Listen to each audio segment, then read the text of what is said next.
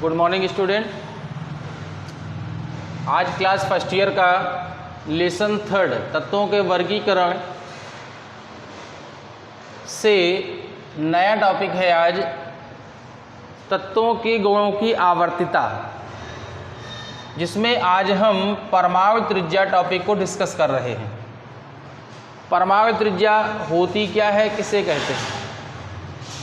परमाणु त्रिज्या किसी परमाणु के नाभिक के केंद्र से इलेक्ट्रॉनों के बाह्यतम कोश की दूरी को उसकी परमाणु त्रिज्या कहते हैं।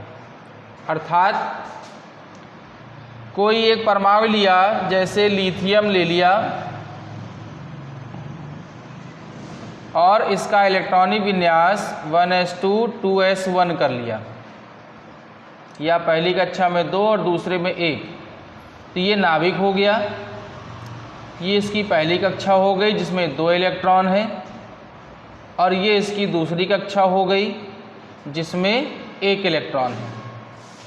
तो परमाणु त्रिज्या का मतलब है कि किसी परमाणु के केंद्र में जो नाभिक होता है, तो नाभिक से अंतिम कक्षक के बीच की दूरी को, परमाणु के नाभिक से अंतिम कक्षक के बीच की दूरी को परमाणु त्रिज्या कहते हैं। जैसे आप लोग मैथ में वृत्त पढ़ते हैं ना, तो वृत्त में ये केंद्र होता है और केंद्र से परिधि के बीच की दूरी को आप त्रिज्या बोलते हैं। तो वैसे यहाँ पर भी है कि केंद्र में नाभिक है, तो नाभिक से और अंतिम कक्षा, जहाँ यहाँ परिधि बोलते हैं तो यहाँ हो जाएगी कक्षा, तो नाभिक से अंतिम कक्षा के बीच की दूरी उसकी परमाणु त्रिज्या कहलाती है। तो यहाँ डेफिनेशन लिखी है कि किसी परमाणु के नाभिक के केंद्र से, यानी नाभिक का केंद्र ये हो गया, से इलेक्ट्रॉनों के बाह्यतम कोश की दूरी को, तो जो बाह्यतम कोश में इलेक्ट्रॉन है उनके बीच की दूरी को हम उसकी परमाणु त्रिज्या कहते हैं। अब चूंकि जो परमाणु त्रिज्या है वो प्रकृति के आधार पर अलग अलग तरीके से बताई गई है। यहाँ से लिखा है, तत्वों की धात्विक एवं अधात्विक प्रकृति के आधार पर 3 प्रकार की परमाणु त्रिज्याओं का प्रयोग किया जाता है। उसकी कैसी प्रकृति है, प्रकृति के आधार पर यहाँ परमाणु त्रिज्या को 3 तरह से बांट दिया गया है। पहला है सहसंयोजक त्रिज्या।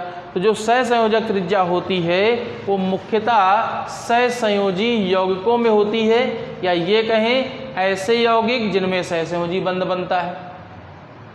और सहसंयोजी बंध या तो एक ही तरह के 2 परमाणुओं के मध्य होता है, या फिर अलग अलग 2 प्रकार के परमाणुओं के मध्य होता है। तो देखिए यहाँ लिखा है समपरमाणु, मतलब एक ही तरह के 2 परमाणु, या फिर द्विपरमाणु जो अलग अलग प्रकार के 2 परमाणु हों। तो समपरमाणु या द्विपरमाणु अणुओं में दोनों परमाणुओं के नाभिकों के बीच की दूरी के आधे भाग को सहसंयोजी त्रिज्या कहते हैं। जैसे Cl2 ले लिया है, तो Cl2 एक सहसंयोजी परमाणु है, सहसंयोजी अणु है ये। तो इसमें 2 Cl हैं, Cl इस प्रकार से बॉन्ड बनाते हैं, ये सहसंयोजी बंध बना हुआ है इनके बीच में। तो ये Cl परमाणु एक हो गया, ये नाभिक हो गया, ये दूसरा Cl परमाणु हो गया, ये उसका नाभिक हो गया। तो एक ही प्रकार के या अलग अलग प्रकार के, जिनमें सहसंयोजी बंध होना चाहिए। दोनों परमाणुओं के बीच की दूरी, ये 2 परमाणु हो गए, इनके नाभिकों के बीच की दूरी, और दूरी के आधे भाग को, ये बीच से उनको आधा कर दिया। 2 परमाणुओं के नाभिकों के बीच की दूरी के आधे भाग को सहसंयोजी त्रिज्या कहा जाता है। देखिए यहाँ डेफिनेशन, इसकी फार्मूला भी लिखा हुआ है कि सहसंयोजी त्रिज्या 2 आबंधित परमाणुओं के बीच की दूरी, जो आपस में बंधे हुए हों, उनके बीच की दूरी के आधे भाग, 1/2 कर दिया, आधे भाग को हम परमाणु त्रिज्या कहते हैं। यानी अगर आधा कर देंगे तो कुल मिला के यहाँ से यहीं तक तो होगा ना, वो चीज़ यहाँ ही बताई गई थी, तो यही चीज़ त्रिज्या हो गई इसकी। लेकिन चूंकि ये सहसंयोजी परमाणुओं में पाया जाता है, इसलिए इसको हम बोलते हैं सहसंयोजी त्रिज्या। नेक्स्ट देखते हैं वांडर वाल्स त्रिज्या। वांडर वाल्स त्रिज्या जो होती है वो ये भी परमाणु त्रिज्या ही है, लेकिन यह ठोस परमाणुओं में पाई जाती है, या ये कहें कि जो ठोस प्रकार के परमाणु होते हैं उनमें जो परमाणु त्रिज्या प्राप्त होती है वो वैन डर वाल्स त्रिज्या कहलाती है। आइए इसकी डेफिनेशन देखते हैं।